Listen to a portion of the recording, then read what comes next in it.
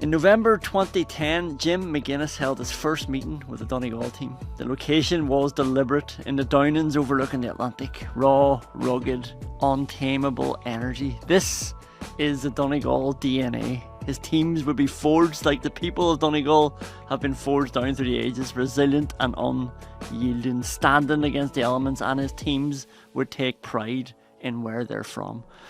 They'd lean into that identity, they'd run tirelessly, they'd play the ball short because that's the only way to play on the coast, and they'd hunt together, and when they'd done all that, they'd come back again and ask, can they do more? On Sunday, when Finbar Rorty wrapped up Keith Curtis in his net, fished out the ball and threw it up to his teammate, they all started running straight, fast, together and with purpose. Stopped danger, took back control and moved as one in this unrelenting wave for Kieran Moore to strike the final blow. Nearly 15 years on, Jim McGuinness has that rich DNA plastered all over the team again. Nearly 15 years after he first took over and asked, what can we do to bring the county to number one? Donegal are close to number one again. And what's more, Donegal have never been surer about who they are. And the people, especially the footballers, have never been prouder about who they are. Snapped and catapulted through Donegal's attack, racing their way through. Will he force goal? Will he pass it inside? Here's Gallen, the bounce. Gallen! What a finish! Ruthless efficiency from the man from Ballybouffet. He's a kid that's worth the hype. He is a wonderful footballer, tackling tenacious, going forward, providing the turnover that creates this, the other end of the pitch. Goal for Donegal. Surely now it's going to be a green and gold final. Not even Bertley's time and space. Goalkeeper scampering. There's a man inside and he's found him. Real chance of a Donegal goal. Jason McGee pops it back. There's a man inside if he can be found. He is. Another chance. Surely back in the net it goes. Conor O'Donnell. Donegal ruthless. Donegal will play Kerry in the All-Ireland football final. Donegal will play Kerry, as Thomas Niblock on the BBC coverage was telling us there. Meath and Tyrone have fallen, and to talk about it, we have Philly McMahon fresh from the BBC broadcasting studio again. How's things, Colin? Along with Colm Keys, who hightailed it back from New York to be in Croke Park for a momentous occasion for the Royal County. I think it fell flat on its face a little bit for the Royal County after what was a very progressive season, obviously, Conan, but anticlimactic from that point of view, as probably both semi-finals were. Philly, you were pitchside. Could you smell the action? Could you even get a good view from pitchside? Yeah, thanks to Gillespie, it was in my way. He was sitting on the wall. The Meath selector? Yeah, it was hard to see, but monitors there. But yeah, two interesting games, two kind of games that kind of played out like we probably thought to an extent. Yeah. And like you look at the Tyrone and Kerry game and you're kind of like looking at Tyrone and you're kind of thinking, geez, that was a hammering, like, you know, defensively struggled, offensively weren't clinical enough, but at the end of the game, they had a goal chance. They were only 3 points behind. There was a bit of a mess up on the 2-pointer that John McQuillan pulled back. Yeah.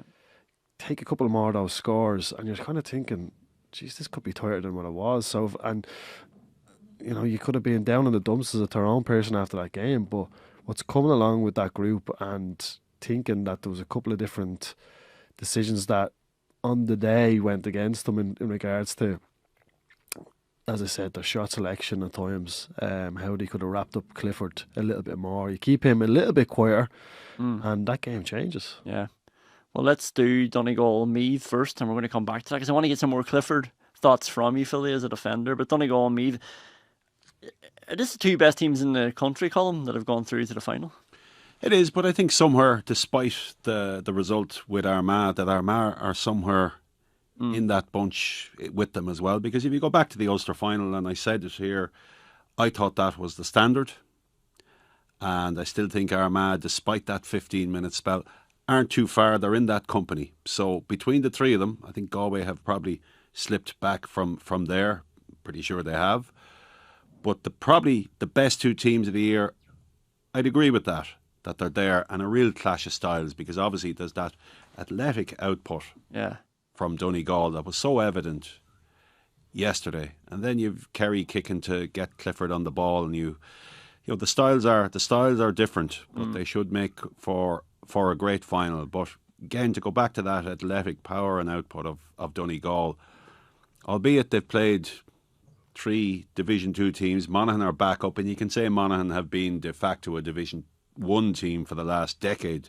They've only gone down and come back up, but they've just dismantled them with ease in the second half of all 3 games, because they've actually won those. Louth by 13, Monaghan by 14, Meath by 15, and I think that staying power and what they've been able to bring in off the bench against these teams has really elevated them, has really pushed them on. And it was striking. You mentioned the turnover in Barrorty and Keith Curtis, and you know, from the 7th floor to see almost like ants breaking out up the field. That's when you get most excited. Everywhere, and they are coming at such pace. And it was something I asked Jim McGuinness afterwards at the press conference about: could he measure where the game is now compared to, in terms of that output, where is it now compared to when he left in 2014? And he didn't draw a comparison with 2014, but he drew a comparison with last year. Yeah. And he says 80 to 100%, and that was in terms of explosive running, not just running. They're running longer distances, but they're actually, according to him, running twice as much explosive distances as they were even last year. And that's obviously because of the rules, but it's also because of their own progression and how they're breaking out and how they're countering. And I think we saw that in the example of that goal from Kieran Moore, which was different to the 2 other goals, which were the source of those was launched, the patent kick out launch that just misjudged really poorly. I thought they had opportunities actually to get possession, but Donegal were able to get in behind them, and Meath would have legislated for that beforehand. But the power of that kick out can really put the ball deep into that territory. But I thought the middle goal, the Moore goal, just exemplified that Donegal running power. And this is it, Philly, because the Donegal game plan, we were told, wouldn't adapt to the new rules, wouldn't adapt to Croke Park. And then I was thinking it might not adapt to this warm weather that we're having at the weekend. And by God, it's like, it's foolproof. Like, you're in management now. Jim McGuinness, I think the best thing he does is always get must be 8 out of 10 base out of the team every single game. He's the strongest squad in the whole country by a mile for me. And he's got variation. And if you're going to beat Donegal, you have to be at 100%. Yeah, that's my thing. And Meath, as mentioned, had a start of the year for me really good, which kills me to say, really good, beating taking 3 big scalps in Galway, Dublin and Kerry originally in the league. But for me, it was the group stage, wasn't it? Mm-hmm. Yeah. But for me, I think Meath slipped up a little bit in the second half, and that they came out a little bit thinking that they were going to take 2 points, and that created massive gas for Donegal to attack. They really went for 2-pointers, Meath, when they had the wind in that first half, and I thought maybe they looked for them, they hunted them too much really when there was maybe better options inside, and that was clearly by design. I thought the last one, just when the hooter went, and Rory Kinsella, who had a fine first half and scored one of their 2-pointers, but he was probably 51 or 52 metres, he was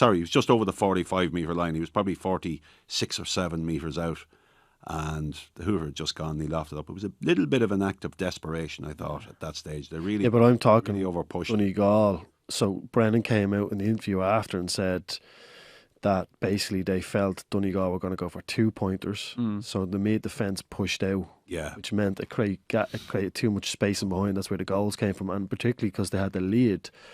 Generally, what would happen is you'd come out and try, claw back what lead Donegal had, which made Meath have huge gaps in their defence. And as Colin mentioned, that boomer that Patna has went after the side that the Meath keeper was on, and they scrambled backwards, and obviously they could have had 3 or 4 other goals. That there was a man in the back post and a couple of other decision making. But at that stage, I can tell you, lads, sitting there watching that, I could get that feeling from watching that group that I was like, this is very similar to what I would have felt playing for Dublin, and we were on that bump. Like, I could just see scores coming from everywhere, players running, attacking. As soon as you turn the ball over, smell blood and go.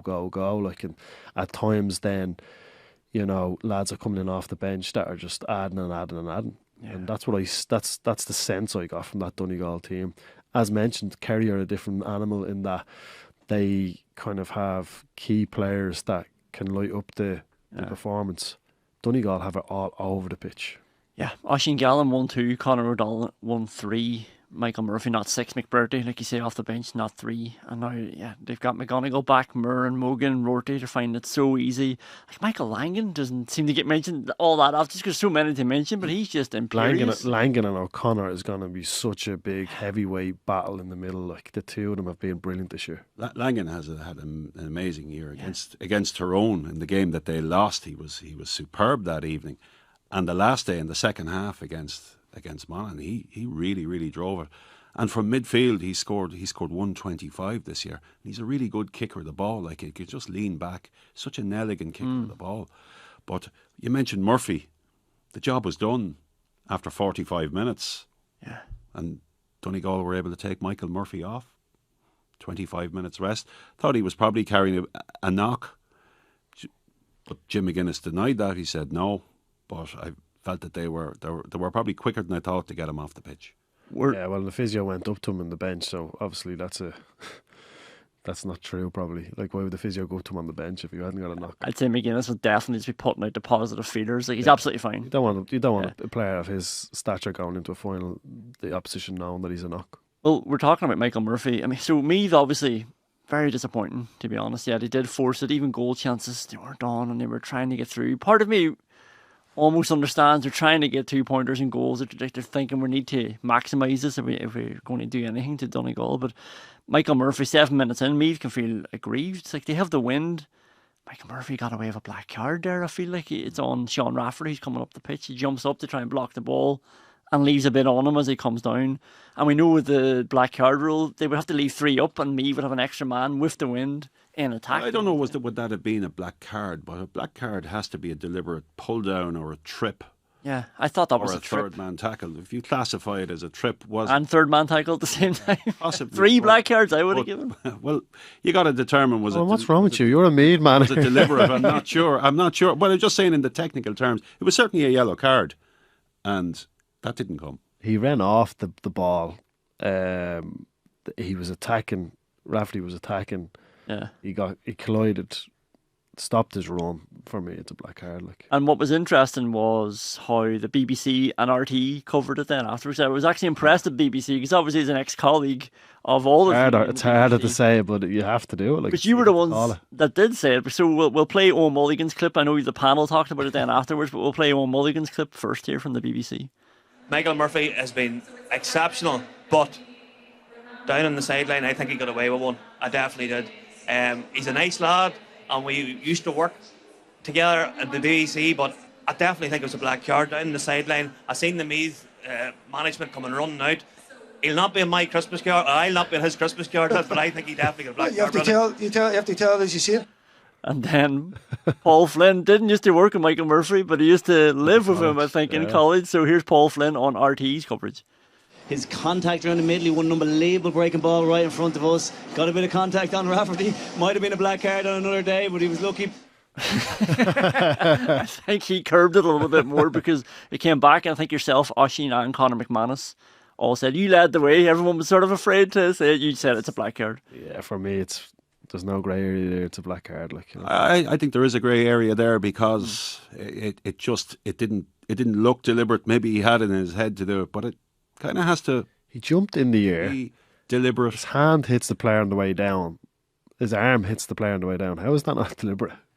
It's funny because they I just jump with your hands out and accidentally. He was committed to it, but he was committed, and he didn't move his body. So I'd have a doubt about it, and I think there was enough doubt there for the referee. He certainly should have yellow card. The ref was very good. There was a few. He was very good. And in that. What we said in the last podcast, he let it flow, and he tends to. He tends to let it flow. He has a reputation for that he will allow a lot more contact. And Thompson got a mark a little bit after that, and he got tackled. I don't know if you remember that. Thompson, and he didn't do a breach. He just let it play on. Maybe that was the balancing act there a little bit. Yeah. Well, afterwards, obviously Donegal were purring like they have been now the last few weeks. Patrick McBurty called it a decade of underachievement from the Donegal panel and how they haven't sort of reached the levels that they're capable of. And you just look at the man in the middle. It's Jim McGuinness. It's not a coincidence that he's the one that's got it out of them again. I feel like this Donegal team, I thought they were going to be the one to stop Dublin back in 2020. I thought they were the team prime, but they obviously went into a bit of underachievement then under Bonner. But McGuinness in the huddle beforehand, they're still like tight around him. He's screaming at them. He's just in their heads. They're eating out of the palm of his hand still. And this is, like he said, if we got a 2-week break, we get 5 or 6 training sessions compared to one training session if we get a 1-week break. So this is 5-6 nights a week that they're basically in with him, and they're still listening to every single word he says. And here they are in a third All-Ireland final in his 6 seasons. Yeah, like I'm getting sick of talking about Jim McGuinness at this stage, because it is a lot about Jim McGuinness, and rightly so, because you look at the last couple of, not last year, the year before, compared to the last 2 seasons, it's such an unbelievable change and turnaround for that group. Like, there's obviously he's added a lot, and I would imagine he has searched the length and breadth of Donegal for the best footballers and the most energetic and the most work ethic type players. But he's squeezed the talent in Donegal, and he has it all now at his. He has it all there in terms of his squad. So he's just, in fairness to him, he's ticked all the boxes in terms of what he needs to get to where he needs to get to, and that's why they're in the All-Ireland final. Here's one for you, because I've heard this in Dublin, and it's not confirmed, but you hear rumblings of like, oh, well, players need to be playing at a certain level club-wise before they can break into the team. And you hear this in different counties as well. I think McGuinness is completely oblivious to that. He's thinking, what can I get out of this player for this specific team? He doesn't care if you're playing junior, intermediate, senior. He looks at the player, he looks at the profile and thinks, what does he need in his team? Yeah, I spoke on BBC the weekend and I said Donegal are the most process-driven team left in the championship, and they have been all year, by the way. Yeah. No matter the time of the game or the scoreline, they just keep going and going and going. Reference the point that they scored to beat Mayo, the long kick from Patton, more coming up, going up the wing and score. Most teams wouldn't have done that. They would have just went here, kick it out of play, and the buzzer, the hooter's gone, or maybe go short because you're worried about them getting turned over and conceding the score and losing the game. But they are so process driven, and with that, all you need really is players to do specific jobs. And then you can grow out from that. Yeah. And that's what he has. Like, he's got defenders that are tenacious, that attack, that can score. He's midfielders on form, that are big, that will win balls around the middle with a super kick out from Patton. In terms of his trajectory, the speed of that trajectory is, I haven't seen any other keeper do it. Like, it's when you kick a long kick out, generally there's a bit of, it hangs a little bit, and it gives you a couple of seconds to get under and attack it. His just goes, it almost quickens at the end of it. I mean, that kick out that you mentioned in Roscommon, that's landing so far down. And there was another kick out in Roscommon which I think came to the edge of the small arc. Yeah, I remember seeing that. Yeah, I remember when he kicks you, you're looking at it and you go, did that just land there? Like, so and so it's very hard to stop that juggernaut of energy that they have, and then they've got forwards that are just, there's very few of them not on form, so that competition in that group just creates more and more and more energy, and it's very hard to stop. And it's what he sees in players as well, because Kieran Moore wasn't on the radar before the second coming of Jim McGuinness coming back in, and he identified him in the Donegal Club Championships, and Kieran Moore was playing forward for his club at the time, and McGuinness is just impressed by his athleticism, that running power. We saw it at the end of the Mayo game, saw it again yesterday for the goal. He's on the end of that move, but he's played largely as a defender. Now he plays between the lines. He just plays. He's one of those that you can't really distinguish where is he. But again, it was his running power, and it's what he thought he could bring to the game. The way it's been played today, and he's been really adaptable. So, and then obviously to go and get Michael Murphy. Michael Murphy had made a decision to stay away, and he's a key component this year. I would have said before yesterday, he's the necessity, whereas that didn't really appear to be so yesterday, certainly against Meath. Maybe that'll have to change against Kerry. But he's got players back in, and he has them, and no one sells their county probably as well as Jim McGuinness and that whole background. And we saw it in the aftermath of the Mayo game, how he drove that too. So that sense of place, that sense of county, who we are, I think he probably does that better than anyone else, to be able to sell that top end message about who they are as much as anything else. Finally, on Donegal, on the Sunday game last night, Tomás O'Shea said that game against Meath won't do them much favours. So scoring 326 in the All-Ireland semi-final isn't good preparation for Kerry. I suppose, Philly, you've hammered enough teams with Dublin. Do you think it does impact? Like, does it? Pros and cons to everything, isn't there? I know correspondent was saying the opposite, wasn't she? She was kind of saying, that it's like for me, like they can only do what they can do, and then look at where they can get better at. And obviously, there's a bit of rehearsed adversity on who they're playing against and what can they bring. But I just think it's all you can do is get after what you can control, which is your own performance, and after that, it doesn't really matter, really, does it? Like, if they look at their standards, what they wanted to do defensively, kick-outs, offensively, transitions, all of those kind of things, then, and if they've met those numbers, then it doesn't matter who's in front of them, really, like, because that's the standards they're holding themselves to. And again, going back to the point, they've done that all year. Now, they've probably tried to beat it, or they've probably dropped underneath those standards in certain areas of their game. But for me, they can only look at themselves, really, particularly when you're playing. I think Kerry would do the same when they're playing Tyrone. They're at a stage where they're kind of going, right, there could be stages of this game that would be difficult for us, but we constantly need to be thinking of these standards, because these standards are what going to prepare us the best we possibly can in an All-Ireland final against the best opposition possibly. Yeah. Well, Kerry are hitting their own standards as well. 120 to 17 against Tyrone. They've beaten Armagh, they've beaten Tyrone. They're fighting the Ulster axis all by themselves. And Colm, I suppose that the crowd is behind him. Philly, we'll let you come back in as well, because obviously David Clifford put out the rallying cry, but people are responding, and funnily, even though they've been favourites for these games, they have that underdog mentality somehow as well. Well, we spoke about the Clifford call here a few weeks back, but it has worked, because when 62,000 turn up at an All-Ireland semi-final involving Kerry and Tyrone, who I don't think are the best supported teams now, and Tyrone have had a lot of success, but they haven't been getting behind their senior county team for some time in the way that they would have done in the early years of Mickey Hart, when Mickey Hart was manager in the 2000s. But there was it felt like, from the distance I was looking at it, felt like there was a very significant Kerry crowd there on Saturday.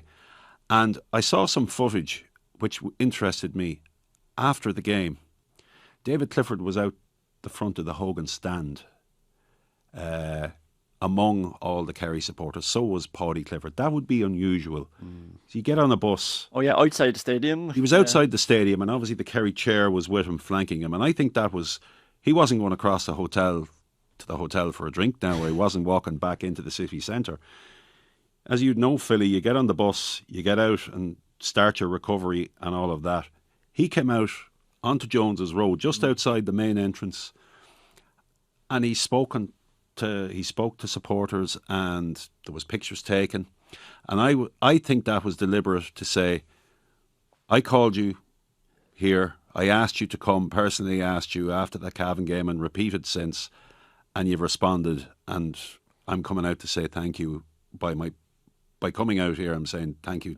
And I think that was the connection that they tried to create. And I believe further down the road, the Kerry team pulled into some of the service stations there, and the reaction as well has been so different since the Cavan, since the Meath game. They've really, really got behind it. I think maybe Jack O'Connor's comments after the Armagh game has fed into that the Kerry crowd are really, really behind this team now.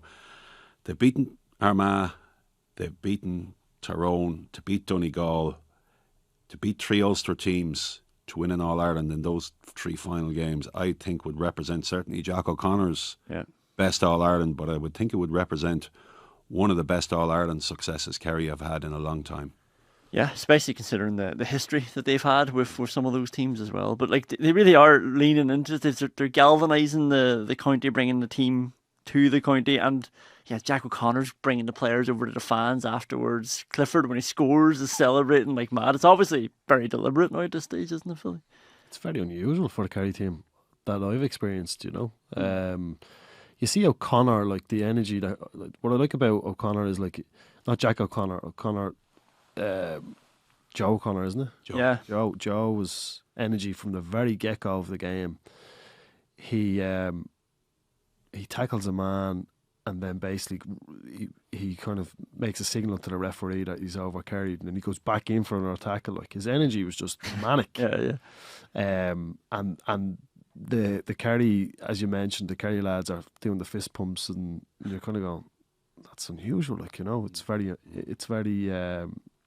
emotive. There's a lot of emotion in it. You know, do you not think they're riding that emotion wave now? Like, possibly. I don't know. I'm a big believer, and like, I don't buy into that stuff, but it doesn't mean that it doesn't work for them. Like, you know, I think it's working for them in terms of generating the interest back home and generating the numbers to get on the road and come up for these games as well. And what impact do you think that's having on the performance? I think it's driving. I think it's driving something in the performance. I think the noise does help, and I said that before. And I think that the presence of the crowd, they feel as if they're on their side, and the gesticulation of David Clifford when he scores the goal speaks to that. To my mind, Colm, he does that without the crowd. He could do that in an empty stadium.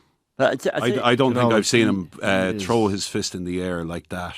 I'd say the players. Listen, I've seen him score goals with his both hands up in the air. That's the celebration he does. But to your point, I'd say the players feel less scrutinised or something now as well, like, you know, by the Kerry fan base as large, because I feel like they're all together now because of they've got Clifford. I mean, we're not going to talk about is it the greatest of all time, but they have this, you know, icon who is leading the way and bridging that gap from the team to the fans. And obviously, famously, the fans can be, was it a pack of animals that the Podgy O'Shea said? I feel like they're feeling a bit more comfortable in their own skin now because maybe they feel like the fans are with them. Yeah, it's like, I would look at Clifford's performance and I think it was unreal. Like, you know, again, him and Joe O'Connor for me were one or two of them were out of those two were man of the match for me. But this is going to sound harsh on Hamsey. Like, I do think he could have been marked a certain way. He could have been supported a bit better. The ball going in should have been a bit more. There should be a bit more pressure on the ball going in. What would you have done? The scores on him? Because look, I'm not going to sit here and say this is the exact way you would have kept him quiet, but you certainly could have kept him a little bit more quieter than what he was, like, because he's unstoppable. But the key, you look at a lot of his scores. The easiest score he has in his armoury is tucking in on his left and just hooking the ball over. There was times where, what I really liked about Clifford's play was there was times where he was winning the ball out in front and he turned in on his left and as I said, he took it over, but he was getting the ball in behind Hamsey at times and taking him on, which as a defender you're kind of going, what is it? What are you doing? Are you going, like, am I pushing you away from the goal, or am I pulling you back in towards the goal by stepping in front of you? He's a very hard man to defend. Really, all you could have done, Hamsey could have done, was stand behind him and say, yeah, I'm going to let you win the ball here, but I'm hoping that if when you get on the ball, I'm so close to that, I'm pushing you away from the goal, hoping that there's a backup defender coming in to support me.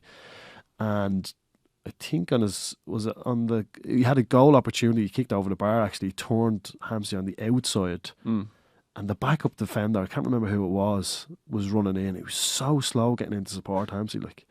So it's one of those things where it's you look at Clifford and he's got so many bows to his armoury that you're looking to basically push him away from the goal is the best thing you can do. Hamsey did very well on Clifford in the the quarter final in 2022. Clifford got a lot of shots away that day, but Hamsey put a lot of pressure on. Hamsey missed the earlier part of this season. He probably did not come into the game in the same type of form that, Hamsey's picked up a lot of difficult tasks over the years. He was in the later part of Murphy's career, he picked up Michael Murphy, and I'd say that spell away from out injured probably has cost him a bit of sharpness. And also, Tyrone were always able to get numbers back to support him because they could pull everybody back. With the 4v3 now, there is that little bit of space, that little bit more space, and Clifford knows that, and he's attacking the space a little bit more aggressively, and I felt that he's really driving at those first few yards in the knowledge that the outriders aren't probably, there's too much space between them that they're not going to be able to get there as quick. And I thought Tyrone were compensating almost early on, 1.5, maybe 1.5 players, half in the vicinity. McDonald was trying to drop back. But then Joe O'Connor was able to make gaps in the one-on-one. He was able to take and go by. He went by Con Kilpatrick to create a goal chance at one stage. Brino Beglig was able to cut in as well. And they had to shore that up as well. So they were trying to mix the two. And in the end, Clifford just got the space and he was able to take off. Joe O'Connor was phenomenal in that game. I thought he was carrying a knock, by the way. When he was actually static, he was limping. And I was saying to Conor McMahon, was sitting beside me, I says, he injured, like. And then as soon as you say that, he's just gone. He attacks towards the goal. But I think Donegal will be really interested in the two different styles that Kerry have met in the last two games. So you have Armagh, who are probably more uniformed in their defensive structure, but let O'Shea kick the lights out because they were too deep.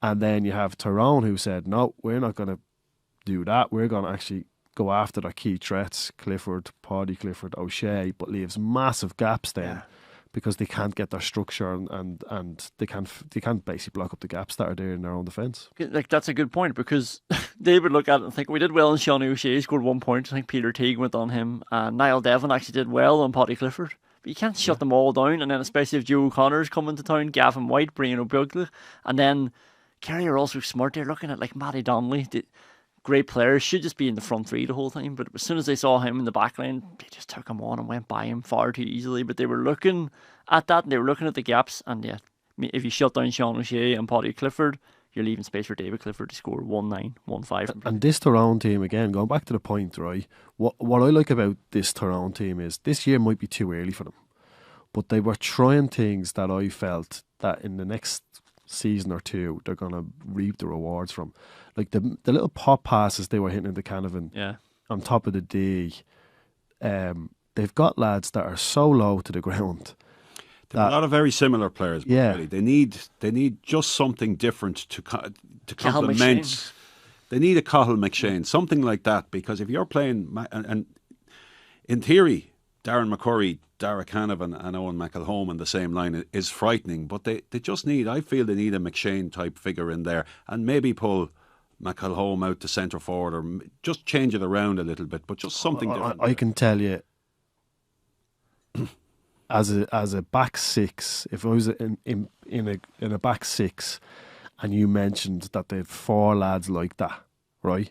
Let's say I'm playing for Dublin now, and you have McCurry, the 2 Canavans, I know, and Rory was on the bench, but then you have McElhone, right? If you have 4 of those lads, right? Okay, these little jinky effers, I'll call them, right? Okay, how many Dublin players can mark those type of players? I wouldn't be able to mark them. Like if I was on me pump, and let's say, like, Merchant picks up one of them anyway. Merchant. Yeah, Merchant. So you'd rather have a McShane to wrestle with, is what you're saying? Well, he would suit me, but I'm saying, will you have 4 lads that their agility can match those players? Yeah, I suppose. I think you'd struggle. Is it like, I don't know, because it's the first year of these new rules and it's 11v11 up there, obviously. But is there a worry that they just don't have the power if a team like Armagh or Donegal will have players in front of them and a bit more zonal that they can't burst through as easily? I think they will. What I've seen over the weekend also is that when an opposition, let's say Kerry, are dominant offensively, that things start to slow down offensively for Tyrone because they're fatigued so much. Kick out starts to being challenged in regards, what kind of, if they go zonal or if they're winning breaking ball, all those things takes energy out of the team, and then the ball starts slowing down going into Tyrone. The shot selection starts being a bit messy. there's not players, you know, cutting towards the goal to get goal chances, and everything starts to, it's like a house of cards, everything starts to rattle then. So for me, it's all kinetic obviously, but I just like this Tyrone offensive structure. If you get the defenders right and you get the structure right, I think you can't even say, here, listen, no, we'll put a big man in there so we can kick the ball in. They're kicking the ball into these small lads. Yeah. Because they're so low. Like the kick has to be very. Does the kick not have to be very, very accurate to them and delivered to them in a certain way? If they have the ball, yes, they're going to frighten the lives out of any defender. But I thought Paul Murphy and Dylan Casey, who were in the corners and wouldn't probably have been first choice frontline players in recent times. Paul Murphy obviously was as a half back, but I thought they did well. Who did Murphy pick up? Murphy picked up McElholm. Dylan Casey had Darren McCurry most of the time, and I think they did well. Derek Hanavan obviously got a little bit of change out of Jason Foley, but it was a good battle. There's an example, like Jason Foley was a sprinter. Like, he loves the agility. Yeah. Is the key. Like, you know, it's Kerry wouldn't have. They'd only have 2 maybe out of the 3 if they're lucky. Yeah. Out of their back 6 as well. Like the half back was ready. The half back line, Kerry back line was very good. But I think there's power in. I think there's power in that. The agility in that Tyrone forward line. Like. The big man wants a big man inside. I don't know what you benefit from. Not for aerial, but just a more presence. Just probably a distributor, playmaker, something like that. That's going to bring others in, because their tendency is to go themselves, and because they're naturally good at it. But I just think they need a complementary playmaker in there. Yeah, I think Tyrone.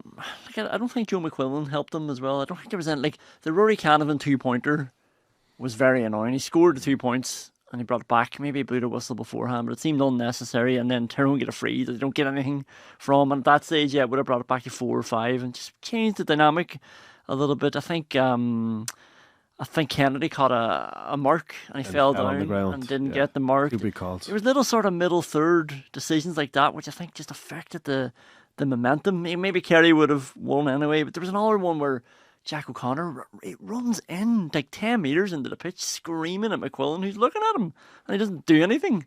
Well, he has it in his armoury to award a 20-metre free for that. I don't know why he didn't do that. Yeah. Well, he went from Dublin Joe to Kerry Joe at the weekend. Oh, yeah.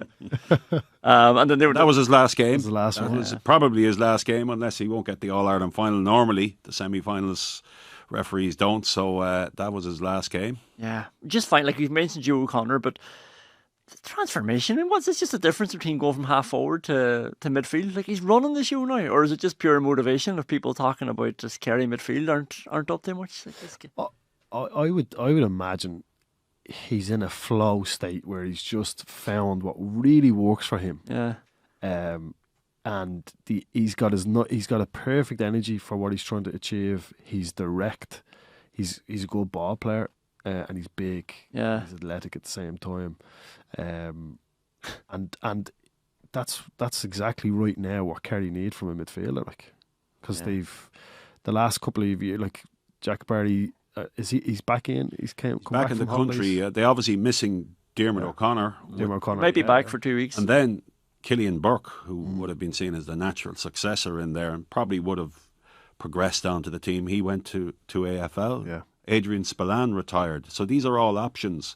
And Joe O'Connor, as you say, comes in and says, I'll take all of this. I'll put that on my shoulder. And he's done it brilliantly. Because if you remember the game against Cork, the Munster semi-final, how he drove Kerry out of a difficult situation that night. Yeah, That's back in April, but he's done it consistently this year. But he's gonna meet his match in Donegal.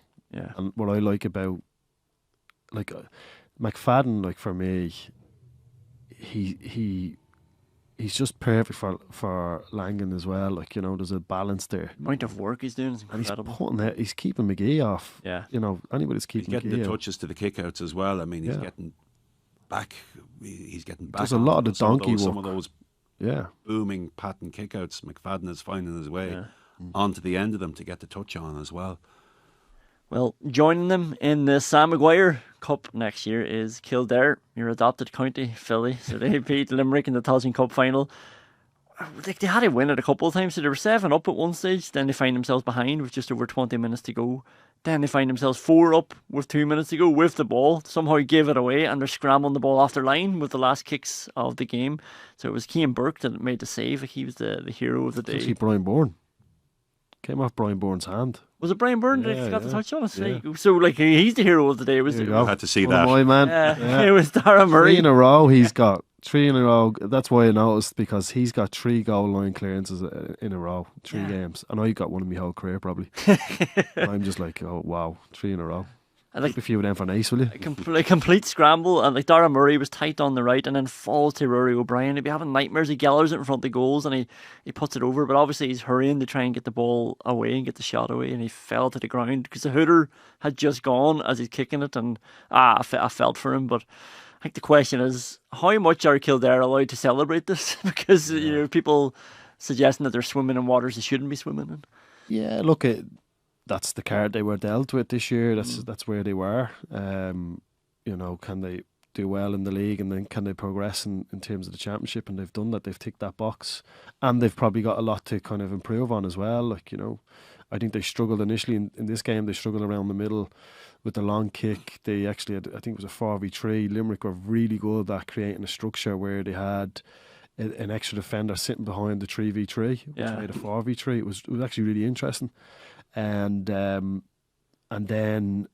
they kind of adjusted to that, but Kildare offensively are so strong. They've got some talent there, you know. I was looking through Daniel Flynn, but then you have Alex Byrne and Dara Kerwin, and I was thinking, jeez, and Tinky as well. Like, the nice manager would be very happy with these boys floating around. Well, the three boys up front played really, really well. Like, Alex's goal was class. Like, down bottom right hand corner, running straight through the middle after getting the ball and turning and going at a man. So he wins the ball, beats his man, plays a 1-1-2, and he side foots it. So and it's a good distance out. Like, he also scored a couple of years ago against Roscommon. Kildare beat Roscommon by a point. He scored one of the best goals I've seen, where Dara Kerwin plays he sort of dummies his man, plays a hand pass over the top. Kevin Flynn flicks it down, and Byrne hits it on the half volley. He doesn't get it in his hands, just hits it from the ground. It bounces up, and he puts it in the bottom left corner. So this guy has this in his locker. Yeah, he's huge potential. Like, and he's going to be big for Nice this year. Like, you know, but Derek Kerwin also, like, he was just kicking the lights out. Like, he was, any time he got on the ball, you were like, he's hitting this. Like, you know, his 2-pointers. He was the one that really drove her on with Alex, and Sinky's a young lad, like, you know, and he's a lovely left, really a huge amount of talent, and gives you a different kind of approach to the two boys inside.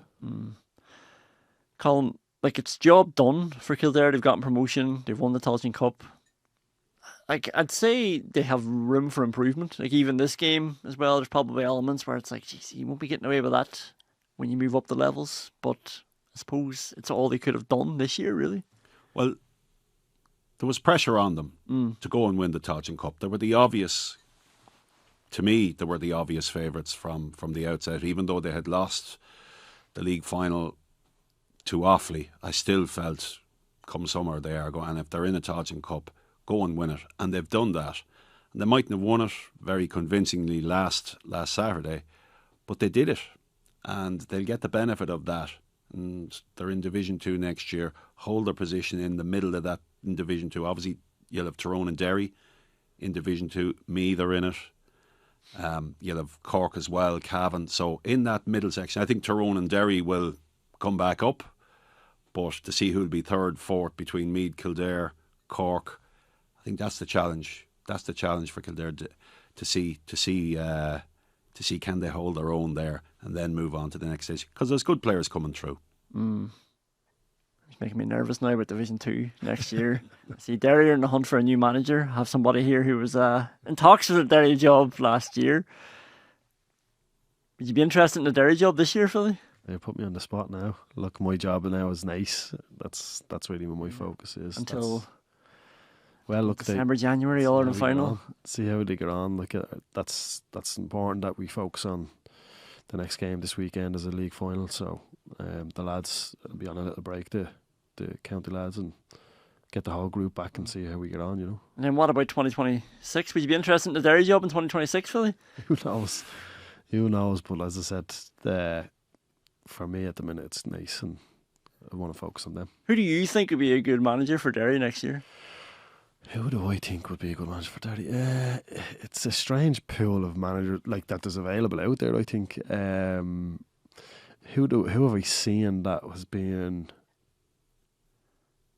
kind of thrown out there? I think I've seen. Who did I say? I seen McEntee. I seen Kieran Mean has. There was a talk about him. Talked him to the All-Ireland semi-final after Gallagher left in the Ulster final week. Yeah, I don't know. I think Conor Gilligan could play a role in the next management. He's obviously done very well with Armagh. Or Kieran McGuinness, he won't have anybody left. He mightn't, because I suspect that Kieran Donaghy has done 5 years now. Yeah.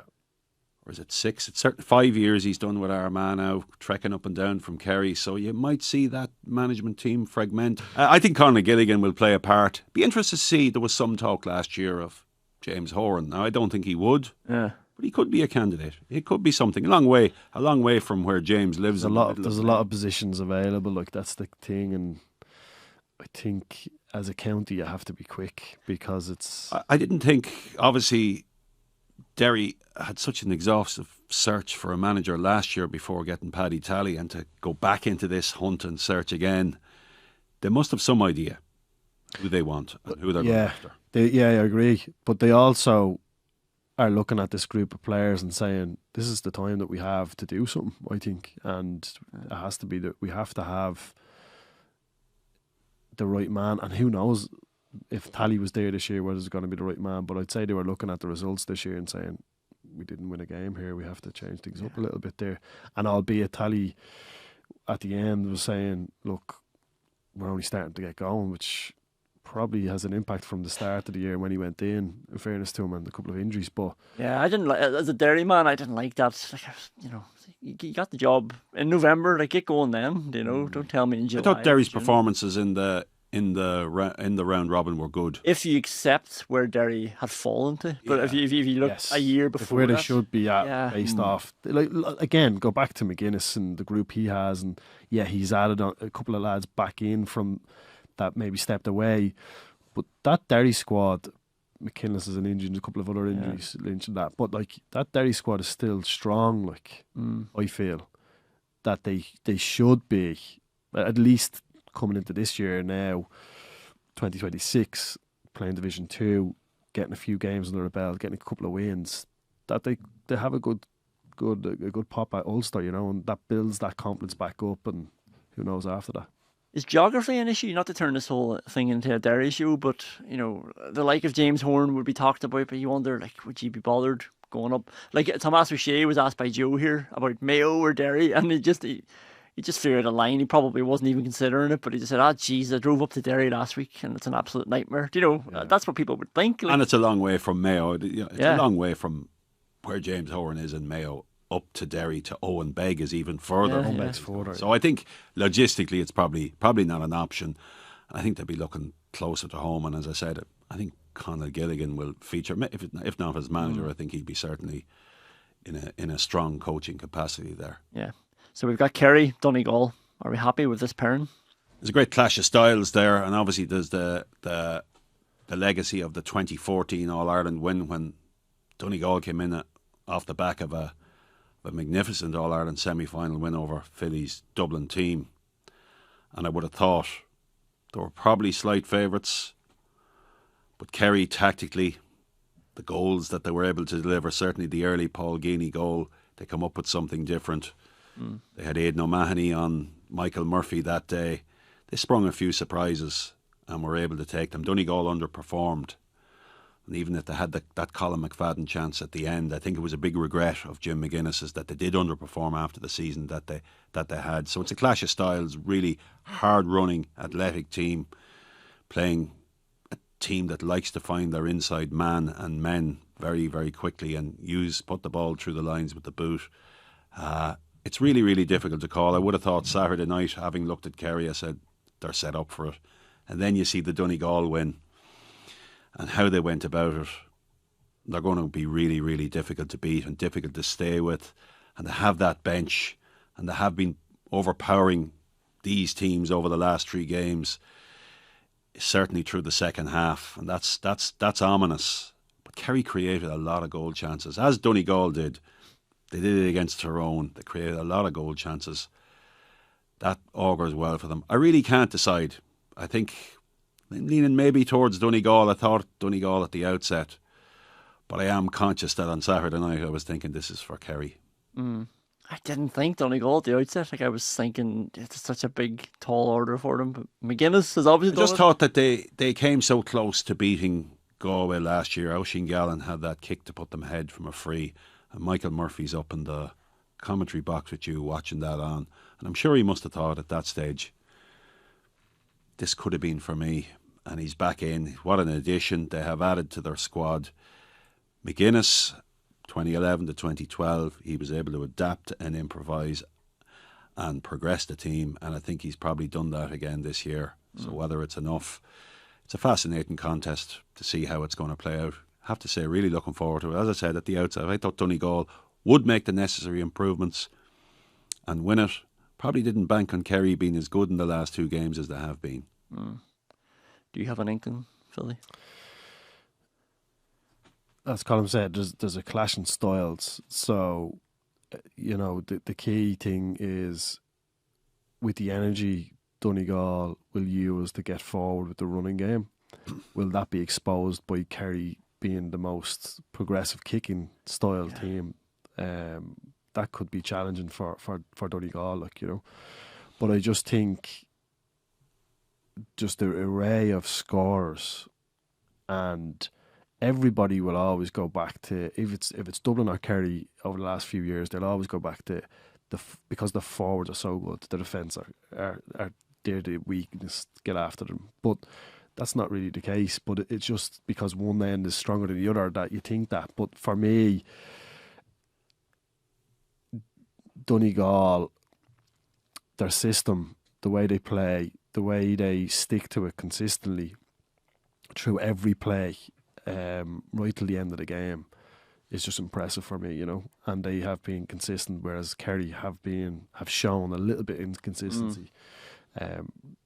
So the key thing for me is if Donegal get after, the key thing about Donegal is, let's say they attack in numbers and the ball breaks down and Kerry then transition fast, they'll bang the ball into the key threats that they have up there.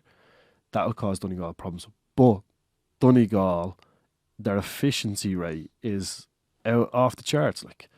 In 15 minutes at the weekend, they hadn't missed a score. When have you ever seen that? In 15 minutes, and all the shots they took, they've scored from different players, not the same player, different players. You mentioned the 2-pointer, the threat of the 2-pointers that was perceived by Meath.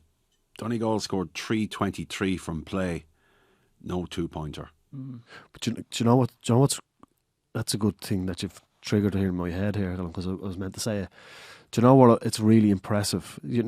Donegal have created the mass defence. They've created the low block, right, before the rules changed, okay? But what I've noticed with them is when they're playing into a mass defence or a low block, that they're not like a lot of teams where they play around slowly and, they wait till the opportunity. It's 2 or 3 passes, fast, direct, move really quickly, have the runners off each other, and they're getting shots, right? It's not slow because the opposition are in front of you. It's still fast. And they're creating much better opportunities because of that. And I think more than any team, I think Donegal are much more adaptable with the 3 who they leave back. Brendan McCall will almost always stay back. But any of the other defenders will have their time beyond the halfway line in the other half. It could be Ryan McHugh, it could be Owen Ban Gallagher. They have an amazing ability to get up and across the line and carry the ball forward. Finbar Rorty has done it. The ball, so they can adapt and move the players around who stay back all the time. They really have that. The hybrid, that's what they are. From the middle towards even to some of the cornerbacks, they're just hybrid. They can attack and defend. Yeah, Kieran Moore is a great example of that. It's really hard to pin down where he's actually playing. A little bit for Pater Morgan too. Morgan is like when I was chatting to Ushie and McConville before the game. We were looking at the matchups, and I was saying, well, if you're gonna go after players from a Meath point of view, who are you picking up? Obviously Murphy and Gallen. You look inside, and you look at McHugh coming from the half back line, and Langan in midfield, and then you're going back and you're talking about Morgan. The cornerback, And Rorty. you know, like yeah. So that's the dynamic that squad gives you and brings you. Like that's what Kerry will have to look at. It's not here look after David Clifford, Paddy Clifford, O'Shea. It's look after all of these lads that are dotted around the pitch. Yeah, well, we're just giving Jack O'Connor more fodder here for his changing room and for his underdog mentality. We have 2 weeks to change our mind, and we'll do plenty of preview shows. I'm sure Joe and Connor are up at Portrush, so we'll have golf content in your feed very soon. Colm, I think you run boxing podcast as well with Ronan. I mean, this is a guy doing a lot of hard work. This is a Donegal player right here, a hybrid role. And we've got a live show coming as well, All Ireland Finals preview on Wednesday. So keep an eye out for the podcast dropping in your feed. Thanks a million for listening. Thanks to Philly and thanks to Colm for joining me. Thanks, Philly. Thanks, Colin. See you later on.